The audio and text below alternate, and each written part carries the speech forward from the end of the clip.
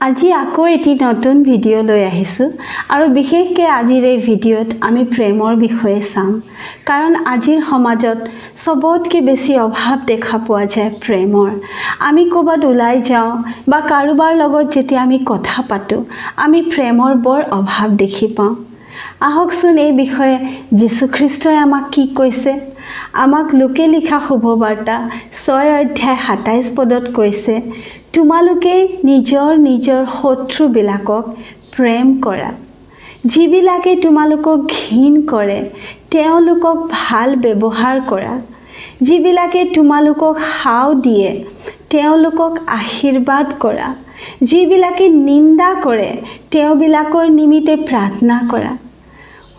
কিমান ধুনীয়া কথা, ইমান ভাল লাগে এই কথাবোৰ পঢ়ি আৰু তেনে মন আজি আমি ল'ব লাগিব। যিজনে তোমাৰ এখন গালত চৰ মাৰে তেওঁক সিখনো পাতি দিয়া, আৰু যিকোনোৱে তোমাক খোজে তেওঁক দিয়া, আৰু যিকোনোৱে তোমাৰ সম্পত্তি কাঢ়ি লয় তেওঁক আকৌ সেইবোৰ নুখুজিবা। আৰু লোকে তোমালোকৰ লগত যেনে ব্যৱহাৰ কৰিলে ভাল পোৱা তোমালোকেও তেওঁবিলাকৰ লগত তেনে ব্যৱহাৰ কৰা। হয়, পৃথিৱীখন কিমান ধুনীয়া হৈ যাব আমি যদি এনে ব্যৱহাৰত চলোঁ। তোমালোকক প্ৰেম কৰা সকলকহে যদি তোমালোকে প্ৰেম কৰা তেন্তে কি প্ৰশংসা পাবা, কিয়নো পাপী লোকেও তেওঁবিলাকক প্ৰেম কৰা সকলক প্ৰেম কৰে। তোমালোকক হিত কৰাবিলাককহে যদি তোমালোকে হিত কৰা তেনেহ'লে কি প্ৰশংসা পাবা, কাৰণ পাপী লোকেও তেওঁলোকক হিত কৰা সকলক হিত কৰে। কিন্তু তোমালোকে নিজৰ শত্ৰুবোৰক প্ৰেম কৰা আৰু কেতিয়াও নিৰাশ নহয় ধাৰ দিয়া, তেন্তে তোমালোকৰ পুৰস্কাৰ অধিক হ'ব আৰু তোমালোক সৰ্বপৰিজনাৰ সন্তান হ'বা। যিহেতুকে ঈশ্বৰ প্ৰেম আৰু প্ৰেমতহে ঈশ্বৰ বাস কৰে। পৰৰ বিচাৰ নকৰিবা, তেহে তোমালোকৰো বিচাৰ কৰা নহ'ব। লোকক দোষী নকৰিবা, তেহে তোমালোককো দোষী কৰা নহ'ব। আনক ক্ষমা কৰি এৰি দিয়া, তেহে তোমালোকেও ক্ষমা পাবা।